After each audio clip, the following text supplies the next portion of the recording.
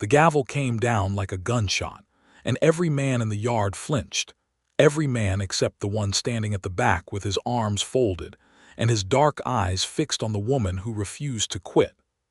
The year was 1878, and the town of Redstone, Texas, sat baking under an August sun that had no mercy for the living and even less for the dead. The Cimarron Cattle Company had gone under 3 weeks prior, leaving behind debts, broken contracts, and one prime stretch of river land that every rancher within 40 miles had ridden in to claim. The auction was set for a Tuesday, held in the packed dirt yard behind the general store, and by the time the auctioneer, a sweating, heavy-set man named Arlo Pitch, climbed onto his crate, there were 17 bidders fanning themselves with their hat brims and eyeing each other with the quiet calculation of men who already knew what they wanted. Grace Dugan was not supposed to be there.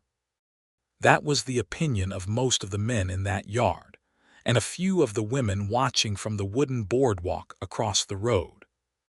She stood near the edge of the crowd in a dark blue dress she had pressed the night before, her chestnut hair pinned up under a wide-brimmed hat that had belonged to her husband Thomas, before the fever took him the previous winter. She was 31 years old, with calloused hands and a straight spine, and eyes the color of the Colorado River when the light was right green and gray and full of something that looked like patience but was really iron. She had $240 in an envelope tucked inside her dress, every cent she had saved over 7 years of running the smaller of the 2 Dugan homesteads that now belonged entirely to her. The larger piece, the one with the better pasture, had been Thomas's father's before it had been Thomas's, and then the debts from Thomas's final illness had required her to sell it to a man named Cord Hallett, who had paid her less than it was worth, and had the nerve to smile while doing it. What the Cimarron River land offered was simple. It touched her remaining property at its eastern fence line. If she could buy it, she would have water rights, better grazing, and enough acreage to actually grow her cattle operation into something that could carry her and her daughter, Clara, through the next decade and beyond. If she could not buy it, Cord Hallett almost certainly would, and then she would be surrounded on 2 sides by a man who had already shown her the exact quality of his character. She had come to bid. She had come to win. She simply had not anticipated how badly every other man in the yard wanted the same thing.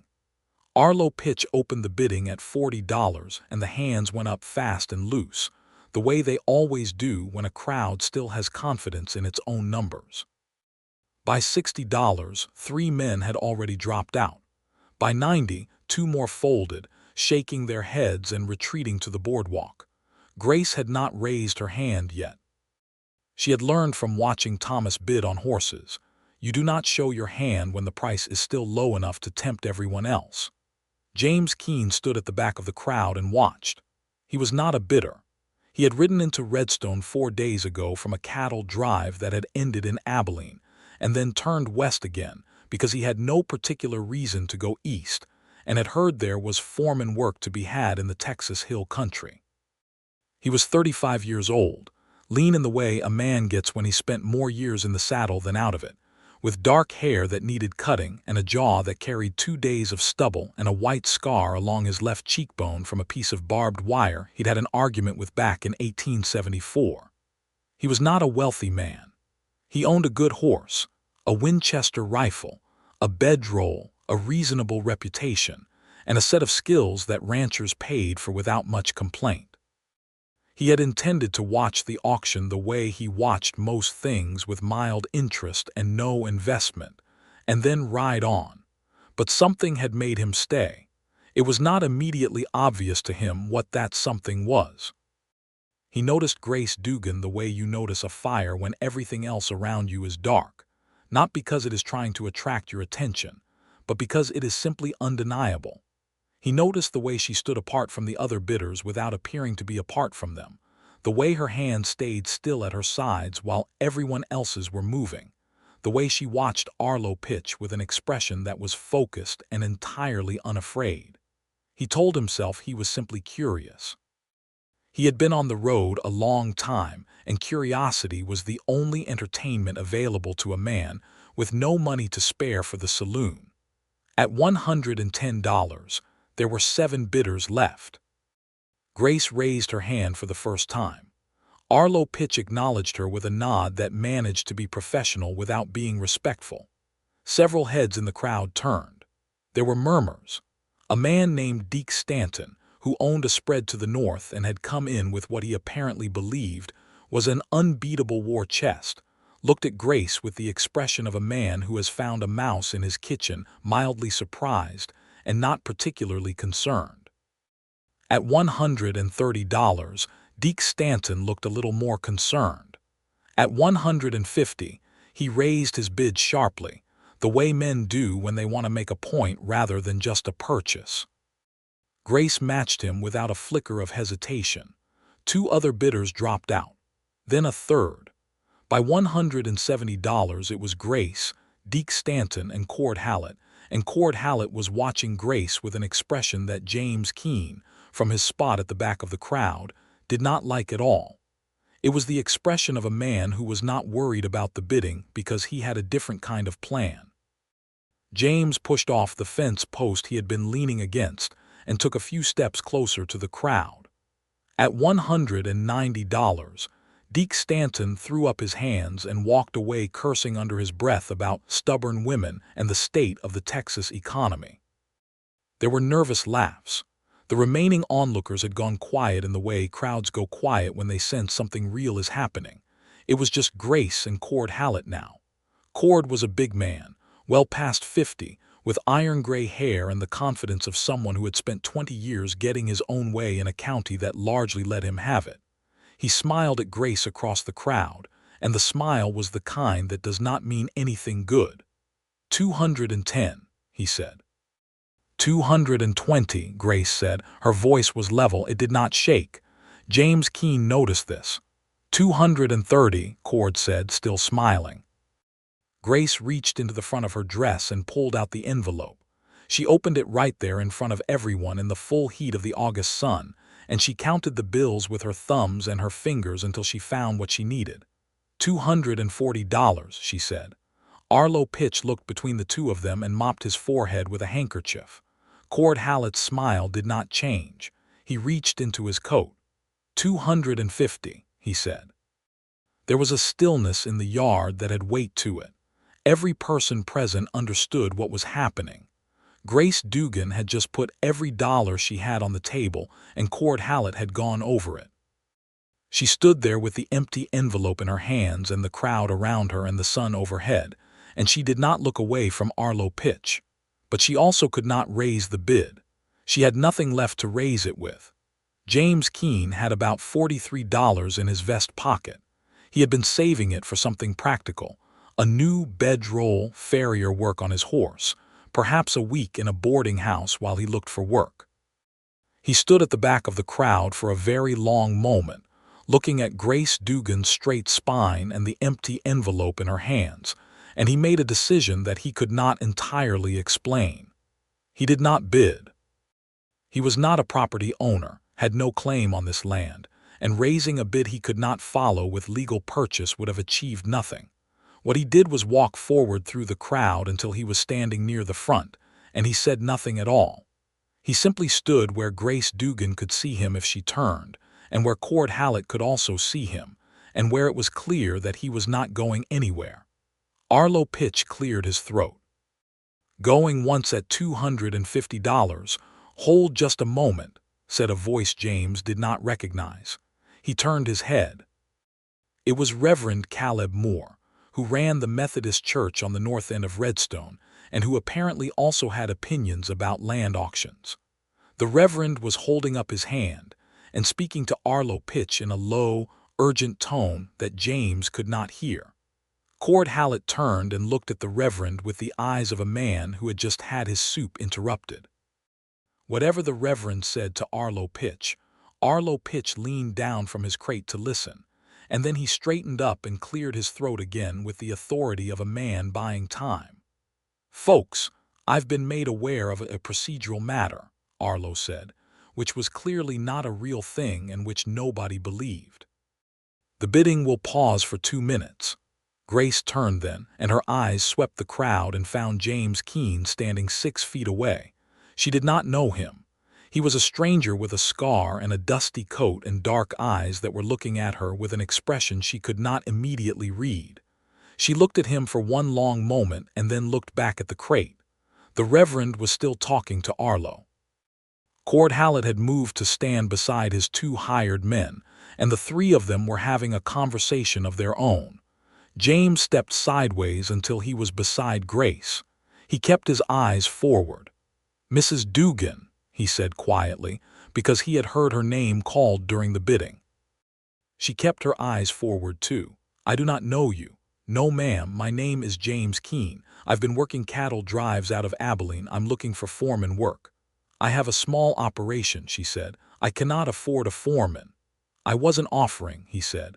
"I was introducing myself because what I'm about to say would be impolite to say to a stranger." He paused. "Hallett is going to try to do something dishonest. I've been watching him for 3 days.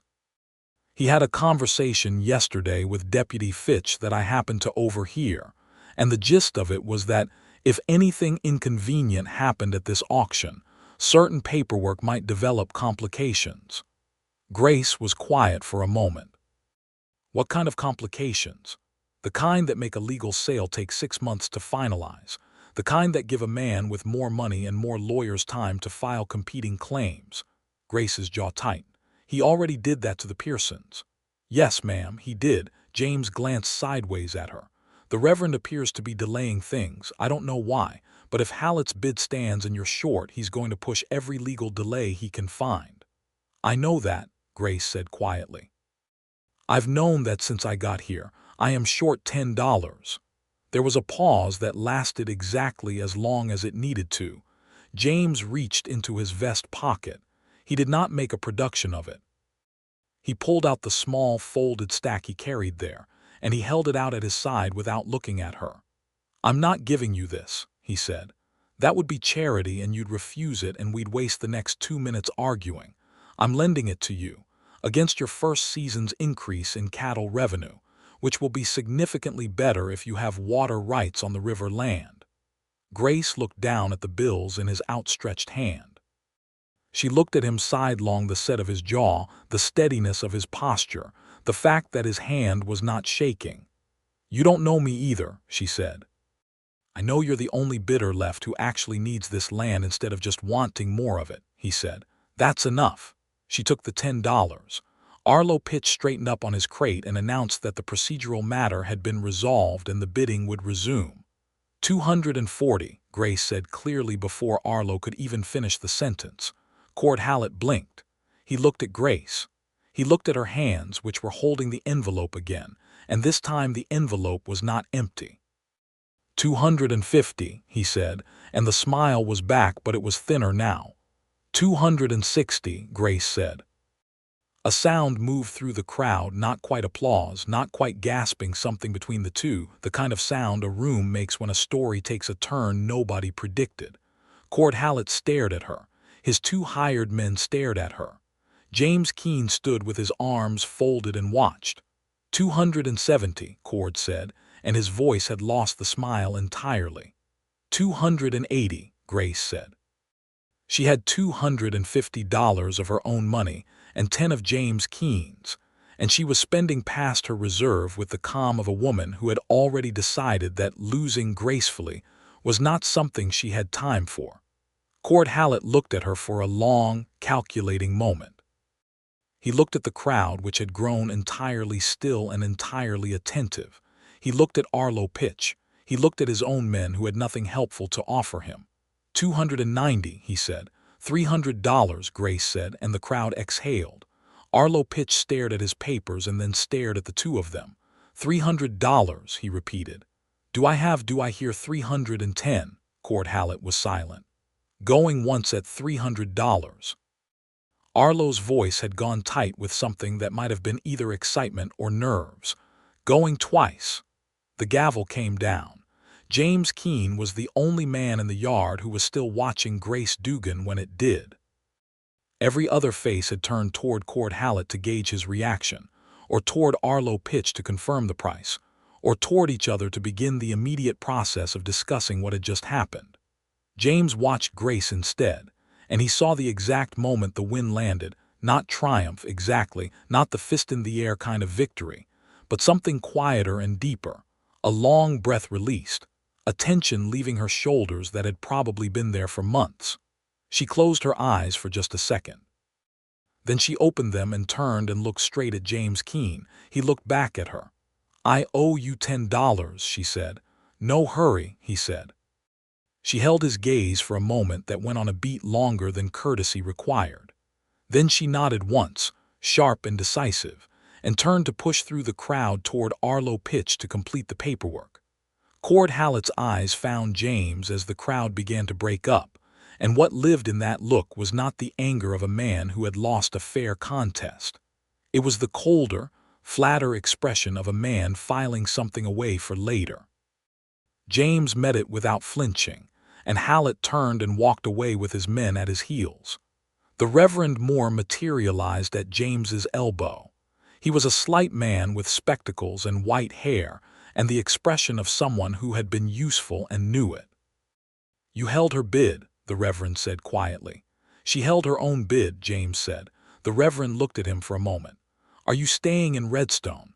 James looked across the yard to where Grace was bent over Arlo Pitch's makeshift table, signing documents with the careful attention of a woman who had learned to read the fine print. "For a while," he said. "I think." He had expected to ride on by Wednesday. By the following Tuesday, he was still in Redstone. He told himself it was because he had heard from a rancher named Pete Calloway that there was foreman work available on the Calloway spread about 8 miles east of town, and that Pete was slow to make up his mind, and James was willing to wait him out. That was true. It was also true that he rode past the Dugan property 3 times in the intervening days for reasons he did not examine too carefully. The Dugan homestead sat on a rolling piece of land with a good-sized house that needed paint, a barn that was structurally sound but missing several boards from its south-facing wall, 2 pastures divided by a wooden fence that was losing its argument with the weather, and a cattle operation that consisted of 43 head of mixed-breed steers and a work-handed operation that amounted to Grace Dugan and one hired man named Otis, who was 60 years old, willing, and increasingly less able to do the physical work the place required. James learned this not by spying but by the simple mechanics of a small town. He took his meals at the Redstone boarding house, and the woman who ran the boarding house was named Hattie, and Hattie had an opinion about everything and was generous with sharing it. He learned that Thomas Dugan had been a decent man and a good rancher who had the bad luck to get ill at the worst possible time, that Grace had run the property through a hard winter largely on her own, that her daughter Clara was 8 years old and serious and spent her afternoons after school helping her mother with the livestock, and that the community generally admired Grace, while also being slightly baffled by her refusal to accept help or get herself remarried to someone who could ease her situation. James did not say anything to this. He ate his supper and listened. He went to see Pete Calloway on Thursday morning, and Pete offered him the foreman position, and he said he needed to think about it, which surprised Pete considerably since it was a fair offer. James rode back to town slowly and stopped his horse at the top of the hill that overlooked the Dugan property, and sat there for a while in the early morning light, watching the thin ribbon of smoke coming from the chimney, and the small figure moving between the barn and the house that was probably Grace Dugan beginning her day before the sun had finished rising. He rode down. He told himself he was there to discuss the $10, which was both true and not entirely the point. Grace was carrying a water bucket from the well when he rode into the yard, and she set it down and looked at him with an expression that was guarded but not unfriendly. She had a smear of something on her forearm that he suspected was axle grease. She had not yet put her hat on. "Mr. Keene," she said. "Good morning, Mrs. Dugan." "I hope I'm not." "You're not," she said. which told him she had heard his horse coming up the lane and had had time to decide whether she wanted him to approach or not, and had let him approach. He got down from his horse and held his hat in his hands. "I wanted to check that the paperwork came through without complications." Something moved through her expression, surprise, or perhaps the recognition of someone who had asked the right question. "It came through," she said. "Arlo filed it the same afternoon. I picked up my copies from the county clerk yesterday morning." "Good," James said. "That's good." She studied him. "You knew Hallett was going to try to delay it." "I suspected. He sent someone to talk to the clerk." The clerk told him the sale was fully executed and showed him the door. The corner of her mouth moved in a way that wasn't quite a smile, but was in the neighborhood of one. "Apparently the clerk has his own history with Hallett. A lot of people in this county seem to," James said. "Yes," she said. "They do." She picked up the water bucket again. "Come inside. I have coffee." The inside of the Dugan house was plain and clean and organized with the efficiency of a woman who could not afford to waste either time or space. There was a large kitchen with a cast iron stove that was clearly the center of all domestic operations, a sitting room with 2 chairs and a bookshelf that held more books than James had expected, and through a doorway, a brief glimpse of a dining table with school papers spread across it. A calico cat observed him from the windowsill with the specific disapproval that cats reserve for visitors who have not been pre-approved. Grace poured coffee without asking how he took it, which suggested she had her hands full and also that she had a certain directness about her that he found immediately comfortable. She set the cup on the table and sat across from it and folded her hands. "The $10, she said. "There is no hurry, Mrs. Dugan. I meant that." "I have it," she said. "I want to pay it back now. I don't like carrying debt." She slid an envelope across the table that had already been sitting on it, waiting for him, which meant she had expected or at least hoped he would come. He took the envelope. He thought about saying something about how it had been a loan with conditions, that the conditions hadn't been met yet, that she didn't owe him anything until she'd had a profitable season. He looked at her face and decided she knew all of this and had simply decided that carrying any kind of obligation to a near stranger was a thing she wanted resolved quickly. "Thank you," he said. She nodded. She looked at her coffee. Then she said, "You said you were looking for foreman work. I had an offer this morning." Callaway spread 8 miles east. "I know Pete Callaway," she said. "Fair man, good land." "Yes," James said. There was a pause. "Did you take it?" she asked. Her voice was careful, balanced, not giving anything away. "I told him I needed another day to think on it." Grace looked at him for a long moment. Outside, Otis could be heard moving around the barn, the sound of tools and the low complaint of cattle waiting for their morning feeding. The sun had come fully up and the kitchen was warm with it. "I can't afford a foreman," she said again, as she had said it at the auction. But the tone was different now, not a rejection, more like a constraint she was acknowledging out loud so they could both look at it honestly. "I know," he said. "I wasn't thinking of that kind of arrangement." "What kind of arrangement were you thinking of?" He turned his coffee cup in his hands. "Your south fence is coming down. Your barn wall needs boarding. You've got 43 head going onto New River land that's never been managed by your operation, which means you'll need to run a new fence line before winter, or you'll spend 3 months rounding up strays. Otis is a good man, but he's not going to be able to swing a hammer and drive fence posts for 2 weeks straight." "I'm aware of all of that," she said without defensiveness. "I could help with it," he said, "in exchange for room and board and what you can spare at the end of the season. If the operation grows the way it should with the new land, you'll be in a position to pay a foreman's wage by spring." She was quiet for a moment. "That's not a good deal for you." "I think it might be," he said. And then, because he was a man who had learned that honesty moved faster than strategy when you were talking to an intelligent woman, he said, "I've been working other people's cattle for 15 years, Mrs. Dugan. I'm tired of moving on. This is good land. Your operation has real potential." He stopped. "And," she said, he met her eyes directly, "I'd like to see what happens when you get a full year with the river land."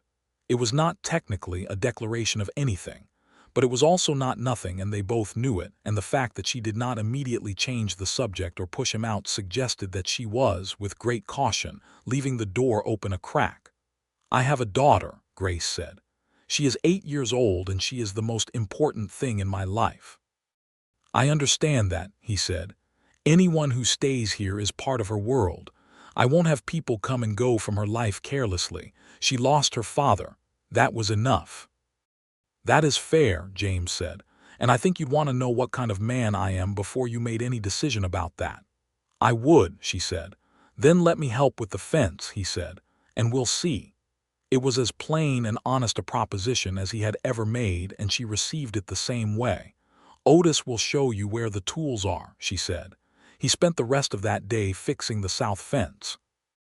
Otis was a slow-moving, round-faced man with enormous hands and a philosophical attitude about hard work that amounted to doing it steadily rather than quickly.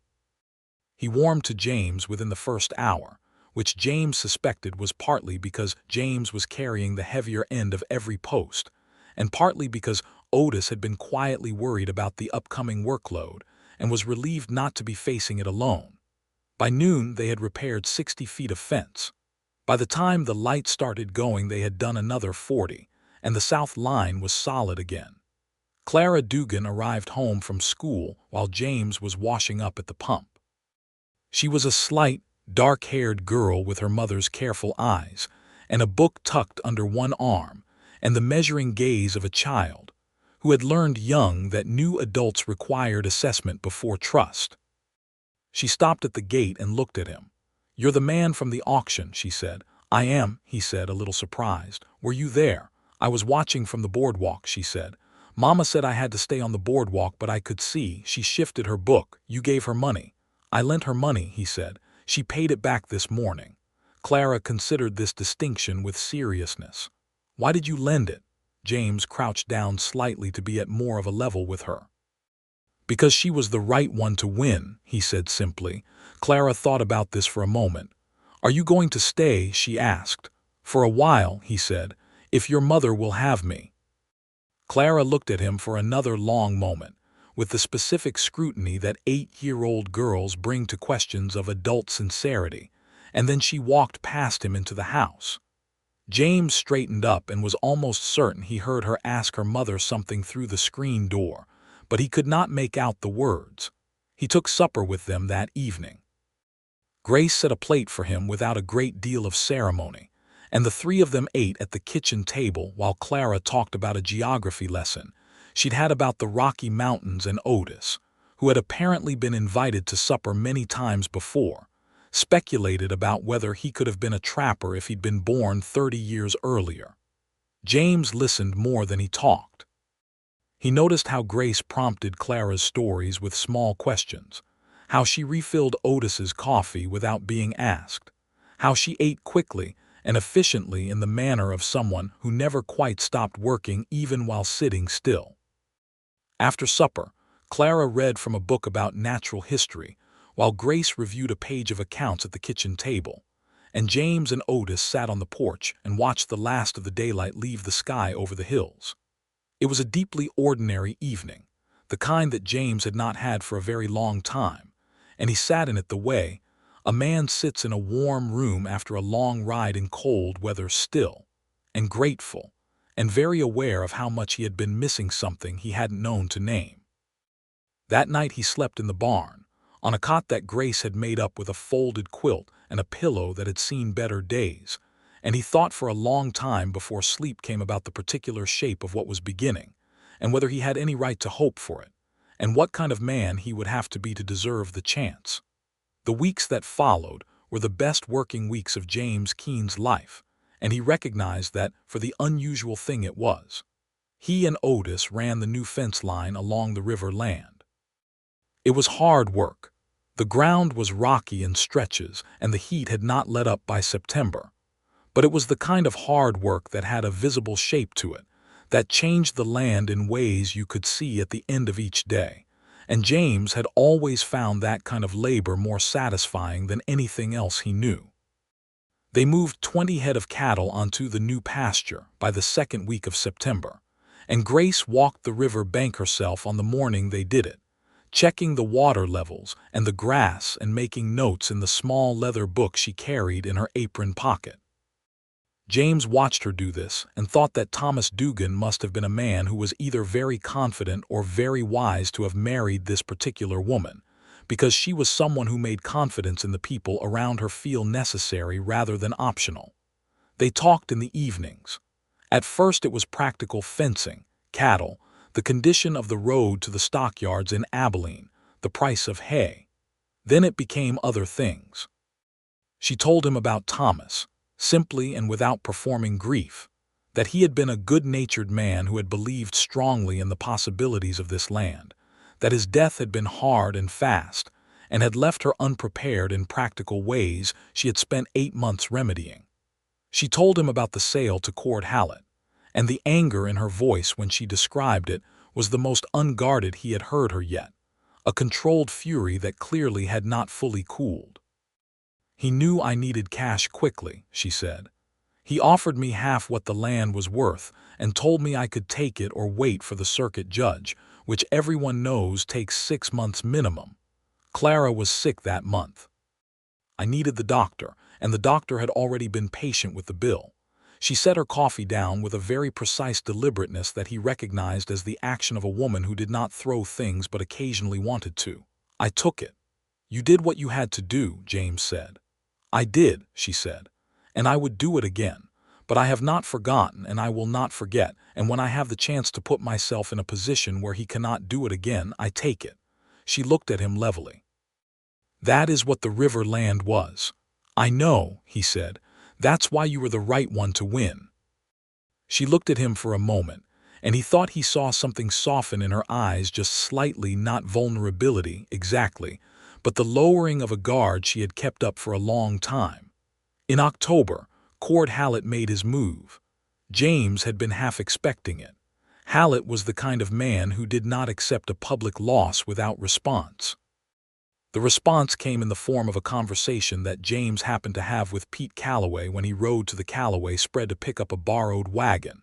And Pete, who was a decent man and a reliable source of the kind of information that traveled between ranches, told him quietly that Hallett had been suggesting around town that the Dugan auction win was irregular, that James Keene was unknown in the county, that the money he had lent to Grace might have come from a source worth examining. "He's implying that the bid was arranged," Pete said, "that you and Grace Dugan had some kind of prior agreement, that the auction was, I don't know, manipulated somehow." James stared at him. "That is completely false." "I know that," Pete said, "and most people in Redstone know it because most of Redstone was standing in that yard, but Hallett's been talking to the county commission." James rode back to the Dugan property with a tightness in his jaw that did not go away until he saw Grace already standing at the gate, which meant she had already heard. "Arlo Pitch came to see me this morning," she said. "He told me what Hallett is saying." "It's nothing but rumors," James said. "Rumors backed by a man with money and a lawyer," she said. "He's filed a petition with the county commission challenging the validity of the sale. He's claiming the bidding was artificially inflated." James got down from his horse and stood in front of her. "Grace." It was the first time he had used her given name without the Mrs. before it, and both of them noticed. "The sale was legal. Arlo Pitch is a properly appointed auctioneer. You won the bid with money you either had or legitimately borrowed. There was nothing irregular." "I know that," she said, "but the commission has to convene a hearing. It'll take at least a month. And in the meantime, the title can't be transferred to any other use, including the new fence line we built is going to be in a gray area legally until it's resolved." James was quiet for a moment. "Has Hallett put his own lawyer on it?" "He has." "A man named Cryer from Austin. Then we need someone to represent your interest at the hearing." "There is no one in Redstone." "There's Judge Abernathy in Fort Stockton," James said. "He's retired from the federal bench, but he's still permitted to appear before county commissions. Pete Calloway told me about him once, said he was honest." Grace looked at him steadily. "That's 2 days' ride." "Yes," James said. "You'd go," she said. "If you want me to," he said. She held his gaze for a moment. Then she said, "Take the gray mare. She's faster than yours." He left the next morning before dawn, carrying a letter from Grace that laid out the sequence of the auction, the dates of the transactions, and the county clerk's record numbers for the filed paperwork. He rode hard and reached Fort Stockton by the evening of the second day, and he sat in Judge Abernathy's parlor with his hat on his knee and laid the situation out plainly, while the old judge listened with his fingers pressed together and his eyes sharp behind their wire-rimmed glasses. Judge Abernathy was in his early 70s, a dry, precise man who had practiced law since before the war and who had a particular distaste for what he called the leveraging of process against rightful owners by those who ought to know better. "I've heard of Hallett," the judge said. "Heard of him the way doctors hear about a recurring illness, frequently and with frustration." He picked up Grace's letter and read it again. The auction was conducted by an appointed auctioneer. The bid was lawful. The sale was filed within the prescribed period. "Yes, sir," James said. "There is no legal basis for the challenge," the judge said. "Hallett knows this. He's buying time and hoping misses. Dugan lacks the resources to mount a proper defense." "That is my assessment as well," James said. The judge looked at him with the eyes of a man who had seen a lot of human behavior. "What is your relationship to Mrs. Dugan?" James held the old man's gaze steadily. "She is someone I respect," he said. "Someone I would like to see treated fairly." Said the judge. "Then, I'll come. I'll need 4 days to arrange my affairs. I'll meet you in Redstone before the commission hearing."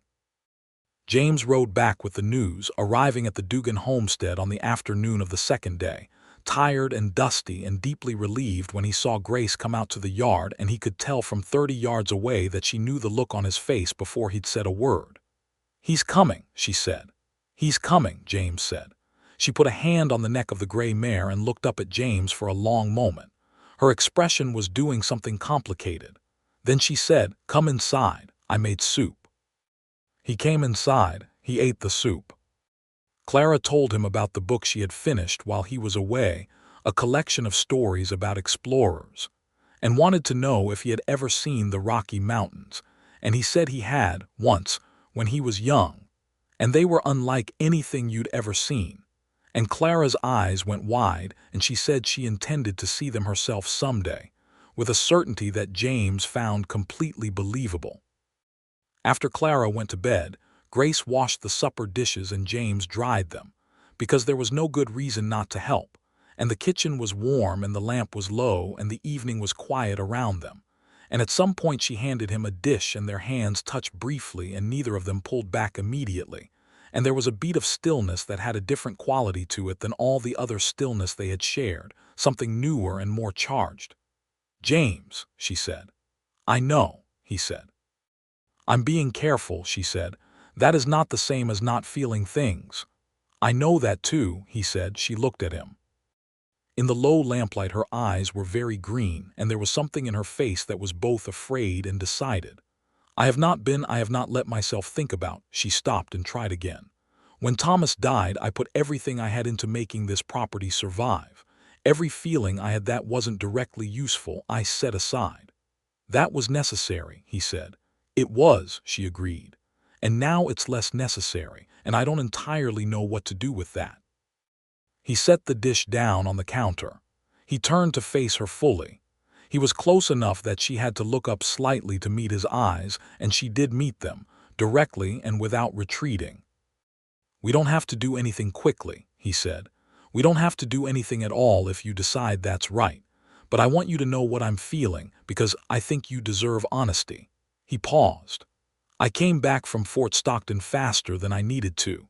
The mare needed rest, and I pushed harder than was strictly required because I wanted to be back here. I wanted to see your face when I told you Abernathy was coming. I've been wanting to make you look less worried since the day I watched you win that auction." He held her gaze.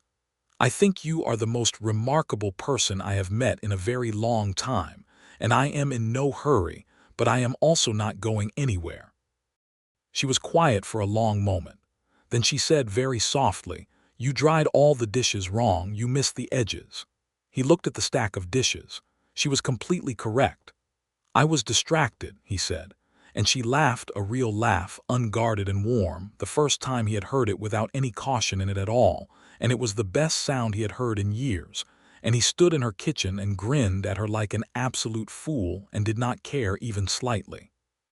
Judge Abernathy arrived in Redstone on a Thursday morning, which was 4 days before the county commission hearing was set, and his arrival produced a minor sensation. He was a figure of significant reputation in that part of Texas, and the fact that Grace Dugan had been able to produce him as representation spoke, in the language of county power dynamics, very clearly. Several people who had been quietly sympathetic to Hallett in a passive, social pressure kind of way suddenly discovered reasons to be loudly supportive of due process. Cord Hallett's lawyer, the man named Cryer from Austin, was a well-dressed, clever-looking man in his 40s who arrived on the same day as Abernathy, and who assessed the judge's presence with visible recalibration. The two men were civil to each other in the way of professionals who have met before, which turned out to be literally true.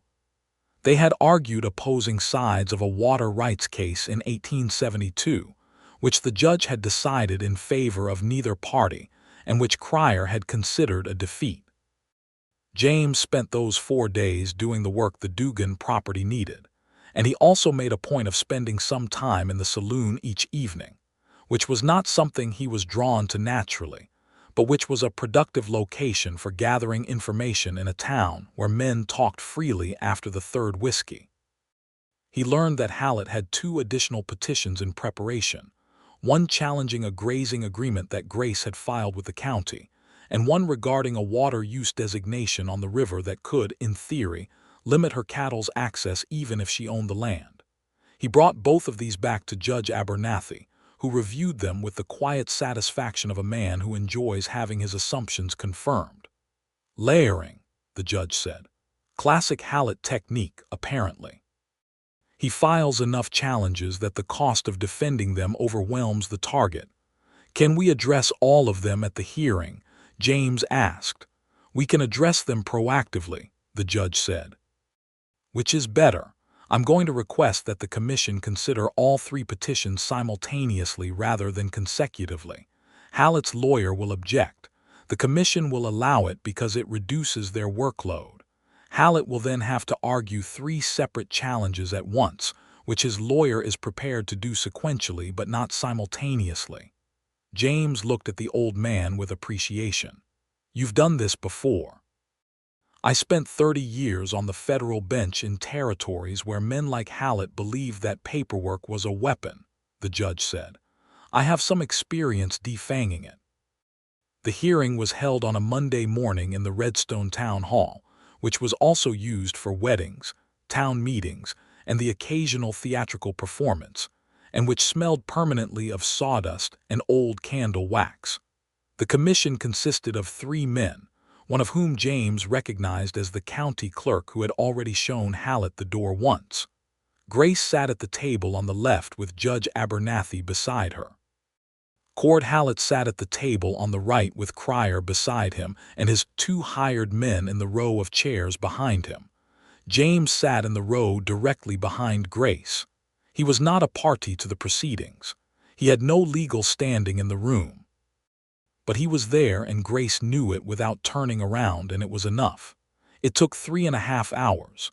Judge Abernathy was, as James had suspected, extraordinarily good at his work. He had prepared documentation for every element of the auction's legality, references to county statute, a notarized statement from the county clerk, and a brief written account from Reverend Moore about the nature of the procedural pause during the bidding, which the Reverend explained had been initiated because he had noticed what appeared to be a signal between Cord Hallett and Deputy Fitch, suggesting outside influence on the bidding process, which was, the Reverend noted calmly in his written account, the kind of thing a clergyman noticed and considered it his obligation to disrupt. That last document made Cryer go very still at his table. Hallett's challenge to the auction was dismissed. His challenge to the grazing agreement was dismissed on procedural grounds. He had filed it 11 days after the statutory window for such challenges. His water use petition was tabled pending further review, but Abernathy had already countered it with a prior use documentation from the Dugan property's records that made its ultimate resolution essentially certain. When the commission chairman announced the decisions, Cord Hallett sat in his chair with the expression of a man recalculating at speed. He did not say anything. Cryer gathered his papers with the efficient neutrality of a man who had been paid whether he won or lost. Hallett stood, buttoned his coat, and walked out without speaking to anyone, his men filing behind him, and James watched him go and filed away the particular set of his shoulders for future reference, because a man like Hallett did not absorb a loss and release it. He absorbed it and held it, like water behind a dam, until he found a better channel. But for today, it was over. Grace stood from the table and shook Judge Abernathy's hand with both of hers, and she thanked him in a voice that was steady, but the steadiness was working harder than usual. The judge patted her hand and said something too quiet for James to hear, and Grace nodded several times. Then the judge turned and gathered his papers, and Grace turned around and saw James standing 3 feet away. She crossed the distance between them without hesitation and put both arms around him, pressing her face briefly against his shoulder, and he put one arm around her and held her for a moment in the middle of the town hall, while people moved around them with the tactful blindness of small-town witnesses, and he felt the long-held tension finally, genuinely release from her body. "It's done," he said quietly. "It's done," she agreed into his shoulder. Then she pulled back and straightened her dress and put her chin up and was Grace Dugan again, competent and composed. But she looked at him with eyes that were bright and unguarded and warm in a way he had not seen before, and he thought it was possibly the best thing he had ever been looked at with. Reverend Moore was standing nearby, holding his hat, watching them with an expression of deep contentment. "Good timing with that written account," James told him. "I had been composing it mentally since the day of the auction," the Reverend said. "I simply needed the occasion to formalize it." He settled his hat on his head. "Mrs. Dugan, I believe Hattie at the boarding house is organizing a supper this evening in your honor. You should come." "I'll be there," Grace said. The supper at Hattie's boarding house was the kind of spontaneous, warm, slightly chaotic gathering that happens in small towns when something has been made right after a period of being wrong.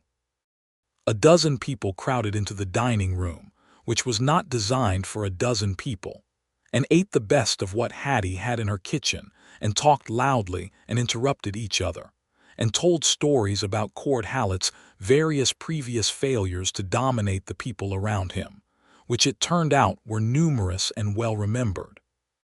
Grace sat beside James at the corner of the long table, and their shoulders were nearly touching because the bench was crowded, and she did not move away, and he did not either. Under the table, at some point during the second hour, their hands found each other in the way that things that have been heading toward each other for weeks finally arrive, not dramatically, just inevitably, her fingers lacing through his with a quiet certainty that made his chest tight in the best possible way. He looked at her. She was listening to Pete Calloway tell a story, and she did not turn to meet his eyes, but the corner of her mouth curved upward very slightly, and she squeezed his hand once and did not let go. He thought, there it is. The autumn moved into November, and the river land proved itself exactly as valuable as Grace had calculated. The cattle on the new pasture were putting on weight that the harder ground of the main property could not have produced, and the water access meant that the main herd came through the dry October in better condition than either James or Grace had dared predict. Otis, whose knees had been troubling him since September, moved into a reduced role that Grace set up without making him feel diminished. She asked him to manage the books and the supply orders, which were things he was good at and which genuinely needed doing, and Otis accepted this with dignity and what appeared to be significant relief. James filed the paperwork to formally hire on at the Dugan property at the county record office in November, giving himself the working title of ranch manager. and he moved from the barn into the small room off the back of the house that had been used for storage, which he cleared out over a weekend, and which turned out, once it was cleared, to be quite a decent room with a south-facing window and a plank floor that only needed minor leveling. Clara, who had been watching the whole proceeding with the methodical attention she applied to everything, came to stand in the doorway of the room one afternoon while James was fitting a new shelf to the wall. "Are you going to marry my mother?" she asked. James turned around carefully. Clara was leaning against the door frame with her arms crossed in a manner very reminiscent of her mother and looking at him with those measuring eyes. "I would very much like to," he said honestly. "That is up to her, and I think it would matter a great deal what you thought about it too." Clara considered him for a moment. "She smiles more," she said. "She smiled before, but it was different. It was smaller. Now it goes all the way." James felt something land in the center of his chest at that. "I'm glad," he said. "She was very sad for a long time," Clara said, in the matter-of-fact way that children name hard things they have witnessed. "She didn't let me see it mostly, but I could tell. I am 8, not a baby." "I know you're not," James said. "My father was a good man," Clara said. "Otis told me about him a lot. He said my father would have wanted her to be happy." James nodded slowly. "I think that's true." Clara unfolded her arms. "You fixed the shelf crooked," she observed and walked away. He looked at the shelf. She was correct. He spent another 40 minutes getting it level. He asked Grace on a Sunday evening in November, 2 weeks before the first snow came to the hill country, when they were sitting on the porch after supper watching the last color drain from the western sky. He did not have a ring. He had ordered one from the catalog and it had not yet arrived, so he did not have the conventional accompaniment, but he had decided waiting for the ring was waiting for the wrong thing. He said, "Grace." She turned from the sky and looked at him with the directness she brought to everything. He said, "I am not a wealthy man. I have a good horse and a good reputation and 16 years of knowing how to manage cattle on difficult land. I have no property of my own. What I have that seems worth more to me than any of that is a clear understanding of what I want and why, which is you and this place, and the life that is possible here." He held her gaze. "I would like very much to marry you if you would have me. I understand that this is a serious decision and that it has implications for Clara and for the property and for your independence, which I would never want to diminish. I want to be your partner, not your manager, in everything." Grace was quiet for a long moment that stretched out in the evening air. He did not rush it. He had said what he meant, and he was content to let her find her answer in her own time. Then she said, "The ring and the catalog that you ordered, it came last Thursday. Hattie at the boarding house has been holding it for you because apparently she intercepted the delivery before you could get to it and decided that she was a more reliable guardian." James stared at her. Then he started to laugh. "That woman, she means well," Grace said, smiling. "She told me about it because she is constitutionally incapable of keeping a secret for longer than 3 days. Her smile softened into something deeper and quieter. "I have been thinking about this since the day you came back from Fort Stockton, and the look on your face told me everything before you'd said a word." She looked at her hands briefly, then back at him. "I have been afraid of wanting things again. It took me a long time to let myself want things after Thomas died, because wanting things and losing them is a pain that I decided I was done with. And then you just kept being here, fixing the fence and riding to Fort Stockton and sitting through commission hearings and teaching Clara what the Rockies look like and being honest with me every single time." She reached out and put her hand in his. "Yes," she said. "Yes, I would like to marry you very much." He closed his fingers around hers and let out a breath he had probably been holding since approximately the morning. He'd ridden past her fence line for the 3rd time and finally admitted to himself what he was doing. "Hattie is going to be insufferable about this," he said. "Hattie is going to be absolutely insufferable," Grace agreed and laughed and leaned her head against his shoulder, and the November sky was full of the last gold light of the day. They married in February of 1879, on a Saturday morning when a thin snow had fallen the night before, and the ground was white, and the sky was the clear, cold blue that the Texas winter produced occasionally like a gift. The ceremony was in the Methodist Church, conducted by Reverend Moore, who was clearly extremely pleased with himself for his role in the entire business, and who delivered a homily with more satisfaction in it than was strictly liturgically appropriate. Otis was there, and Pete Calloway and his wife, and a dozen townspeople who had come partly out of genuine warmth, and partly because Hattie had told everyone, and Hattie's social influence was not a force that could be easily resisted. Clara stood beside her mother during the ceremony in a blue dress that matched Grace's, and she was the one who handed James the ring when the time came, with the precise gravity of someone who understands that being trusted with an important task is not a thing to be careless with. The ring was a simple gold band with a small garnet set in it, because James had looked through the catalog and thought the garnet was the color of her eyes in certain light, which was not exactly correct. Her eyes were green, but which he had somehow known she would find more meaningful than the conventional choice. When Reverend Moore said, "You may kiss your bride," Grace reached up and put her palm against James's jaw, and the snowlight came through the church windows and turned everything soft and silver, and the kiss was brief and completely right, and Clara said, finally, in a clear 8-year-old voice that made the entire church laugh. After the ceremony, there was a gathering at the Dugan property, which was, technically, now also the Keene property, and James had discussed this with Grace at length, and they had agreed to keep the name Dugan for the ranch itself, because Thomas Dugan's work was in that land and his daughter carried his name, and because Grace had built something real from what was almost nothing, and the name meant something worth preserving. The gathering lasted until the early evening, and by the time the last guests had ridden away and Clara was asleep and Otis had gone to his cabin, the house was quiet and warm, and James and Grace sat by the fire with 2 cups of coffee going cold between them and the comfortable silence of people who have chosen each other and are at peace with the choosing. "I want to tell you something," Grace said. "Tell me," he said. "The night before the auction I could not sleep. I sat at this table and I counted that money 3 times because I kept losing track and I was afraid." She looked at the fire. "I was afraid it wasn't going to be enough. And I thought about what would happen if Halleck got the river land, and I thought about the next 5 years, and I could not find a version of it that worked. I was more frightened than I let anyone see." "I know," he said softly. "And then I won," she said.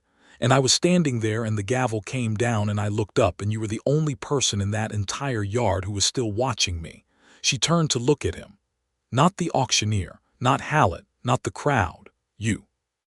Just looking at me like the result was the only thing that mattered." He looked back at her in the firelight. "It was the only thing that mattered," he said. She reached over and took his hand, and they sat in the warmth of the house they were going to make into a life together.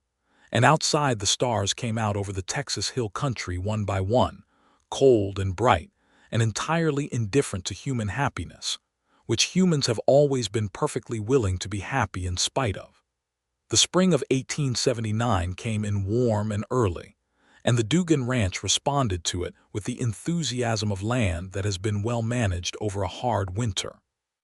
The river pasture was lush with new grass by April, and James and Grace moved another 10 head onto it, bringing their total herd to 68, which was more than the property had carried at any point in its history. James hired a second hand, a quiet young man named Eli who had come west from Tennessee and who worked with the focused efficiency of someone grateful to have found steady employment, and who learned quickly and asked good questions and was kind to Otis without being condescending about it. Grace turned the kitchen garden into a proper vegetable operation that spring, partly because she had always wanted to, and partly because with 2 additional people to feed, efficiency mattered more.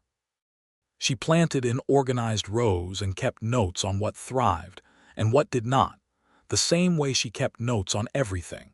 And by June, the kitchen garden was producing enough that she was trading surplus with Hattie at the boarding house for preserved goods that the ranch kitchen could use in winter. Clara's world expanded in small, significant ways. She had never had a male figure in the daily life of the household since Thomas died, and her relationship with James developed with the same careful, observational pace that had characterized her initial assessment of him. She did not call him father. Neither of them had pushed for that, agreeing it should come from her if it came at all. But by June, she had developed a habit of bringing her most interesting book passages to him in the evenings, rather than waiting until morning to tell Grace about them, which was the closest equivalent to trust that an 8-year-old who preferred books to sentiment was likely to offer. Cord Hallett had gone quiet after the commission hearing, the way that certain kinds of cold weather go quiet, not warming, just pausing. James kept his attention on it. He heard through Pete Calloway in March that Hallett had sold one of his eastern parcels, and through the county record office in April that he had taken on a significant loan using his main property as collateral. Neither of these things were James's business, but they were the signs of a man whose finances were under more pressure than his surface presentation suggested, and a financially pressured Hallett was a variable that James preferred to keep track of. In May, the variable resolved itself.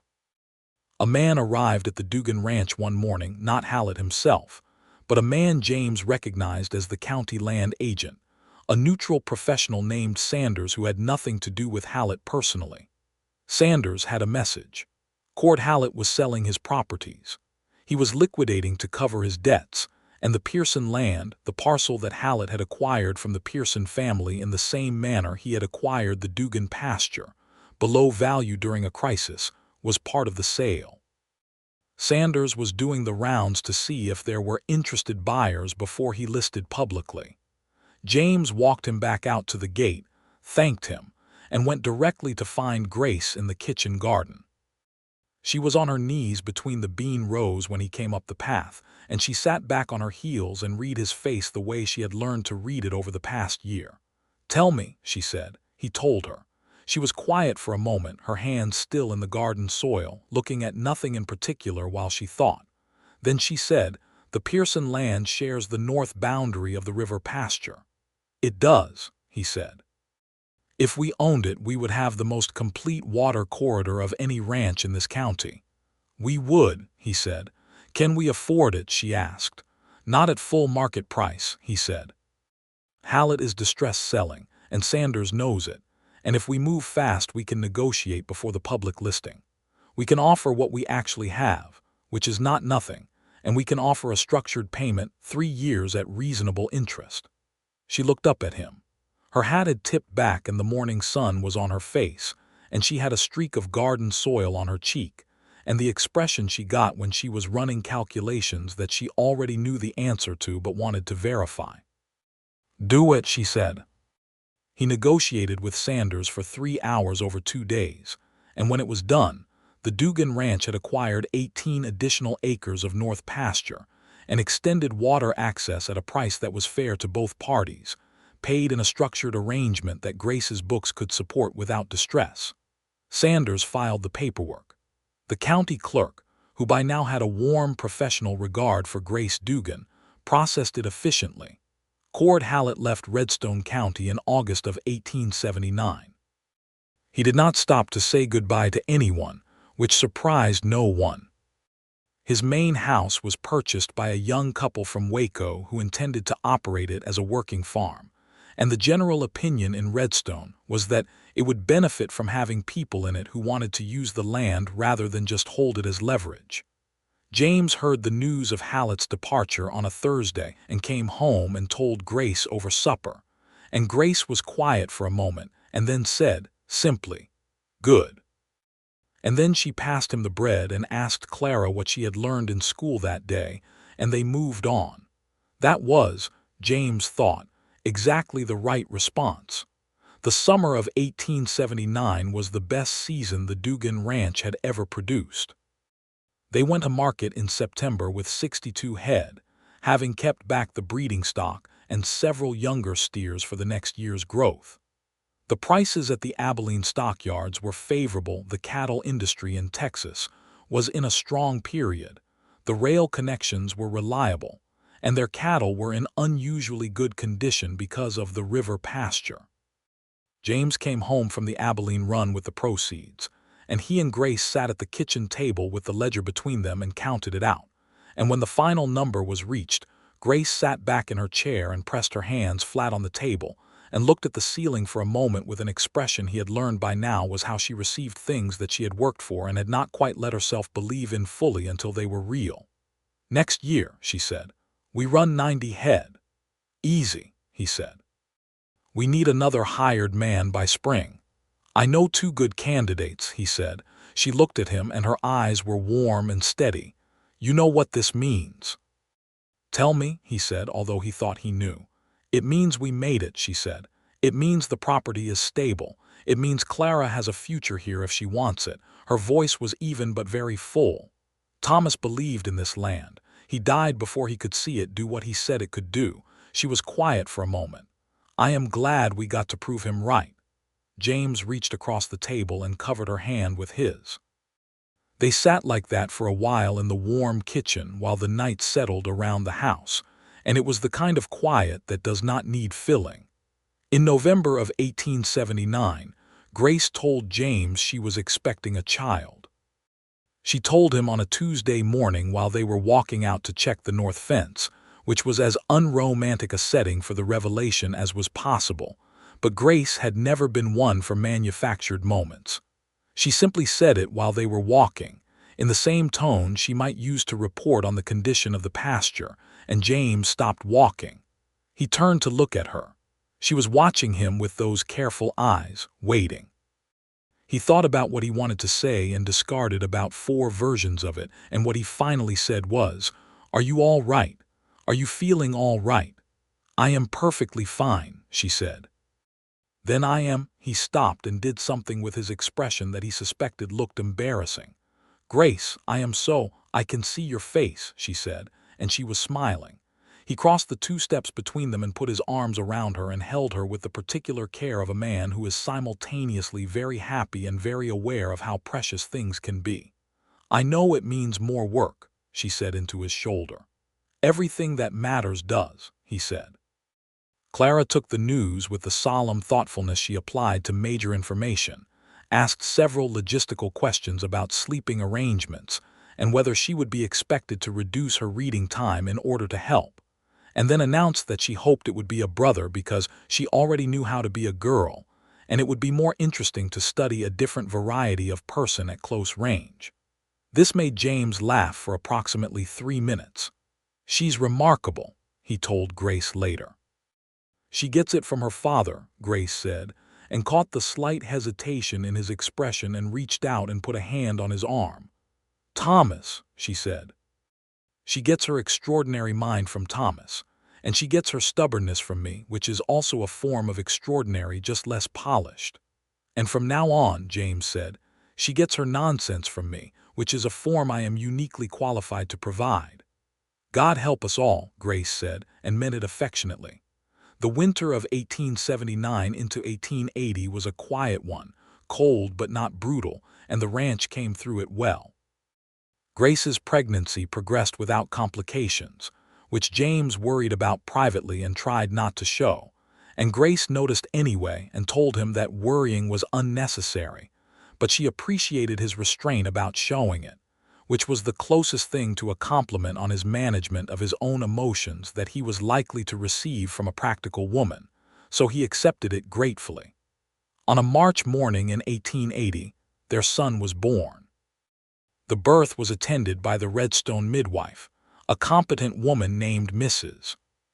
Hatch, and went hard for several hours and then was over, and James spent the hard hours outside the bedroom door in the kitchen, where Otis kept him company with coffee and the philosophical silence of an old man who had seen enough of life to know that some things you simply wait through. When Mrs. Hatch came out and told him he could go in, he went in.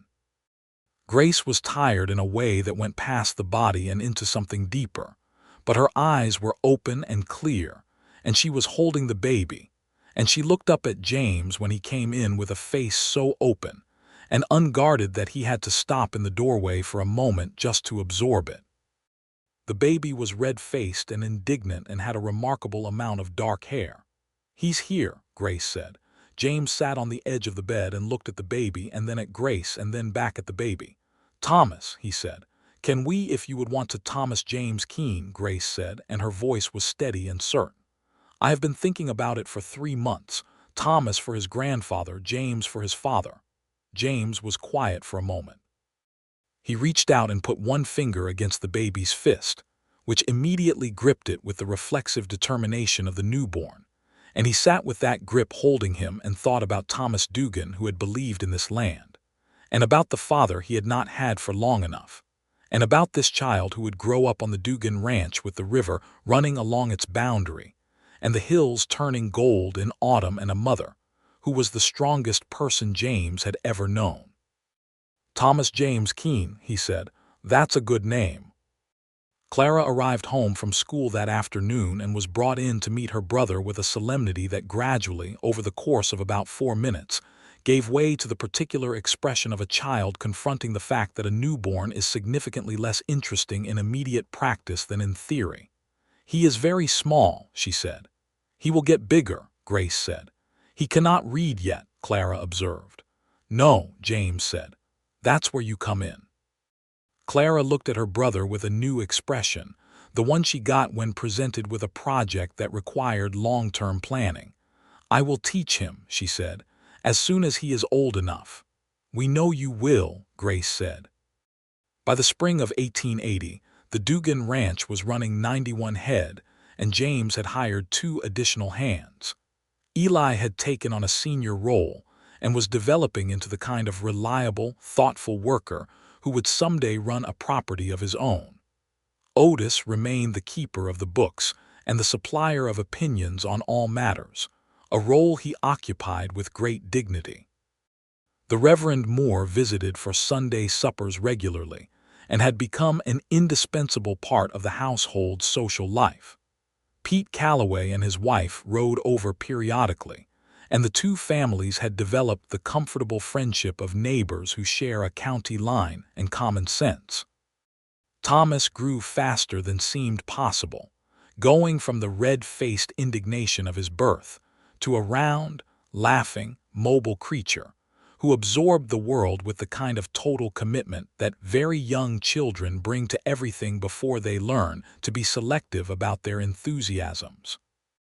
He developed a deep interest in the horses that would have surprised no one who knew his father, and James spent hours in the barn with him on his hip, explaining the various animals with a patience that Clara later noted was more thorough than any explanation she had received from him about anything.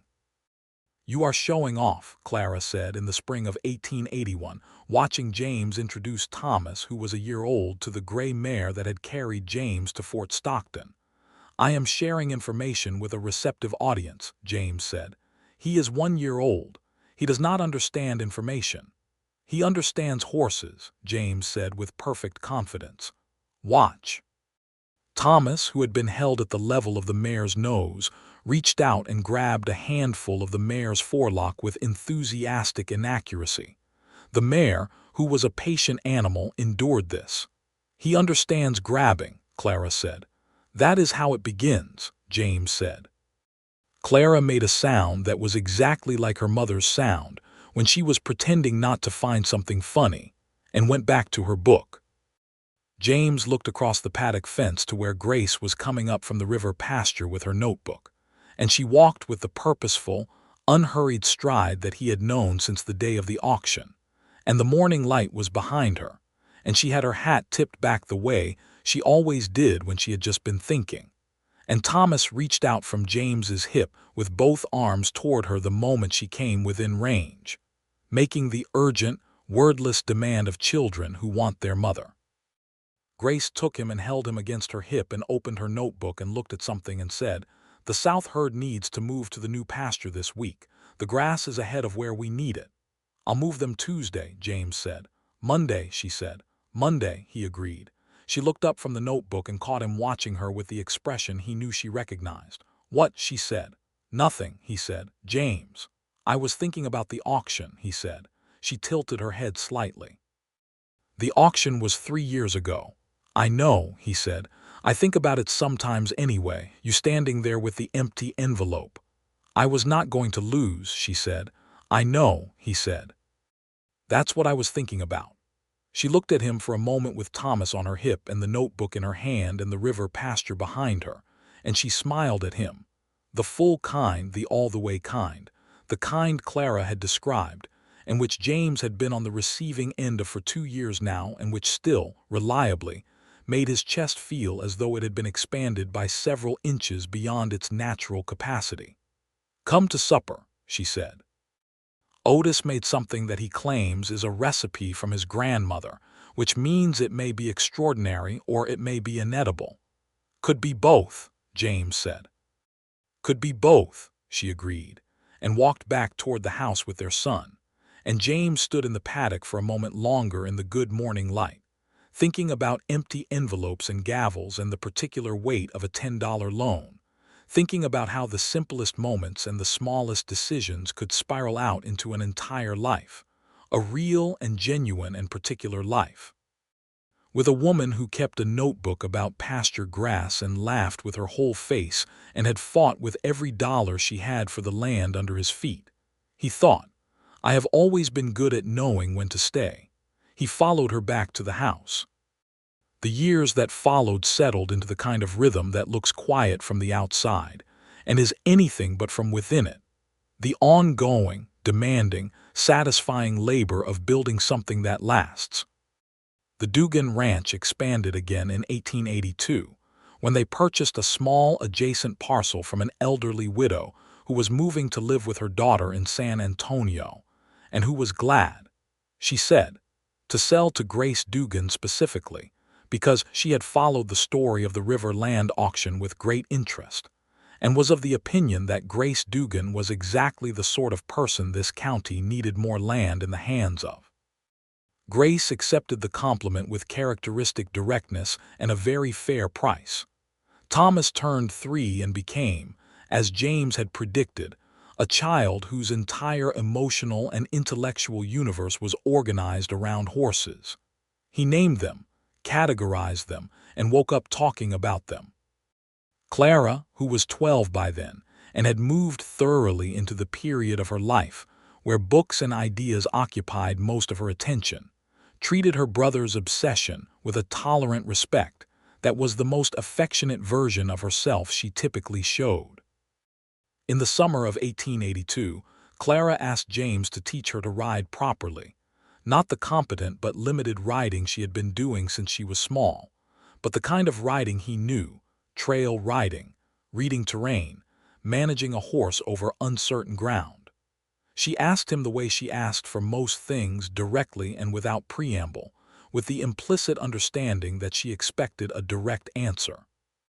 He taught her over the course of that summer, and by August she could handle the gray mare on any ground the ranch had, and she rode with the same straight spine and unshakable attention that her mother brought to everything, and James thought that, when the time came for Clara Dugan to make her way in the world was going to encounter something it had not anticipated. He told Grace this one evening. "I know," Grace said. "She has since she was born. Are you worried about it? About Clara?" Grace considered. "No, I am excited about it. The world doesn't always know what to do with a woman who knows her own mind, but the world adjusts." She paused. "I adjusted it somewhat myself."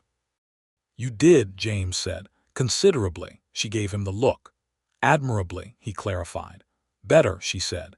In 1883, the railroad extended a spur line that brought it significantly closer to Redstone, which transformed the economics of the county in ways both good and complicated.